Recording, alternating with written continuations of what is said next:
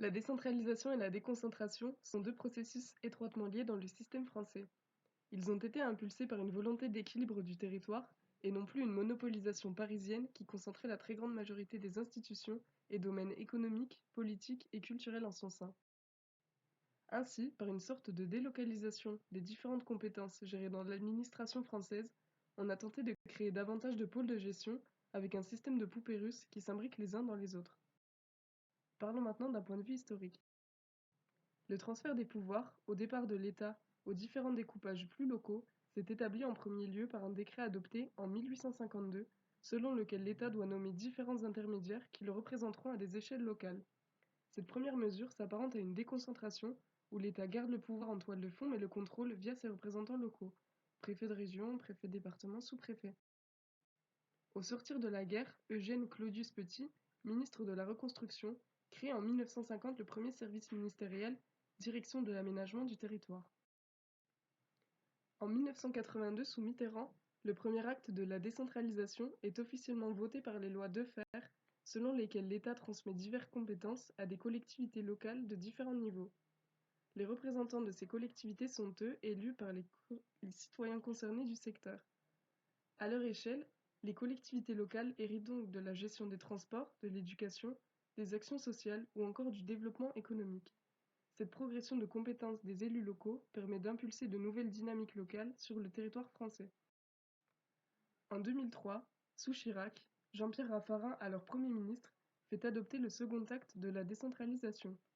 Cette nouvelle loi est constitutionnelle et inscrit désormais directement dans l'article 1 de notre Constitution que la République française est décentralisée.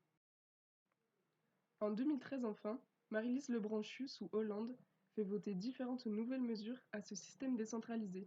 On appelle cet ensemble le troisième acte. Cet acte se constitue notamment de la loi MAP pour modernisation de l'action publique territoriale qui permet un transfert exceptionnel de compétences relevant au départ de l'État et déléguées aux collectivités territoriales qui en font la demande. Ce transfert est supervisé par une conférence territoriale de l'action publique composée des différents représentants des collectivités locales concernées. La loi la plus connue de cet ensemble de mesures est bien sûr la loi sur la fusion des régions, qui a impacté les Français de manière plus directe en réorganisant le territoire français de 22 à 13 régions. Maintenant, nous allons parler des points communs entre la décentralisation et la déconcentration. La décentralisation et la déconcentration sont des modalités d'organisation de l'État unitaire. Cela signifie qu'il n'existe qu'un seul centre de décision politique, le Parlement, et que la loi est la même pour tous qui est appliquée à l'ensemble du territoire. Certaines compétences sont transférées et divisées sur tout le territoire français, dans différentes entités, régions, départements, communes.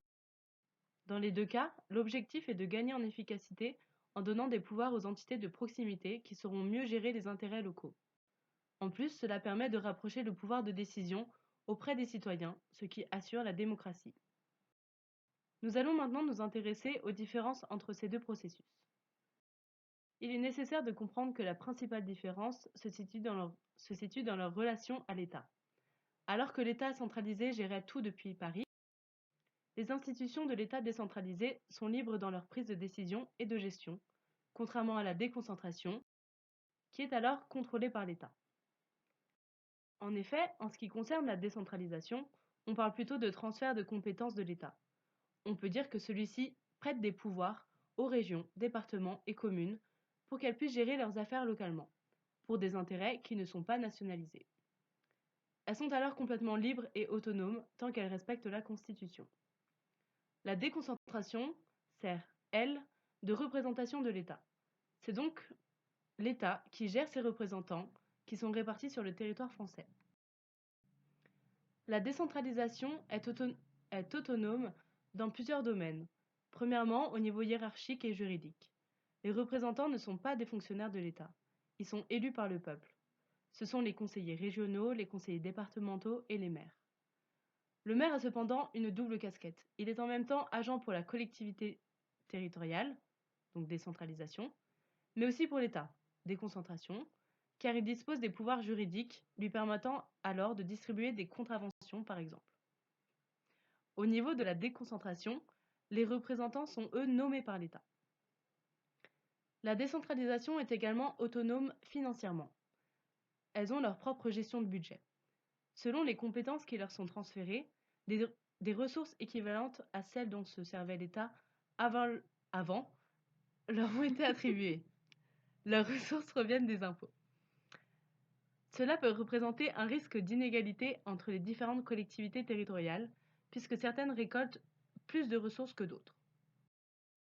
La dualité de ces processus permet ainsi de garantir une efficacité dans la gestion du territoire en proposant un pouvoir de proximité pour régler les affaires locales, tout en conservant une unité par les agents de la déconcentration.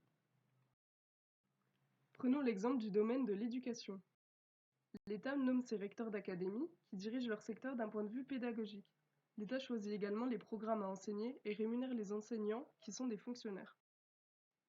D'un point de vue plus pratique, les collectivités locales se chargent des établissements scolaires à différentes échelles. La région gère les lycées généraux, professionnels et les filières d'apprentissage. Le département se charge des collèges, tandis que les écoles primaires et les maternelles sont contrôlées par les communes. Chaque collectivité gère à son échelle la rémunération du personnel non enseignant, de l'entretien des locaux et la création de nouveaux établissements. Ainsi, si l'État le contrôle sur le domaine pédagogique, les collectivités, elles, ont la main sur la gestion plus pratique des différents établissements scolaires de leur secteur. La gestion du système éducatif est donc un bon exemple du lien étroit entre décentralisation et déconcentration. Ces deux systèmes permettent une administration facilitée, mais néanmoins supervisée de loin par l'État via ses représentants locaux. La décentralisation permet également l'émergence d'initiatives plus locales, plus autonomes et gérées par des élus territoriaux choisis par les citoyens des collectivités locales concernées.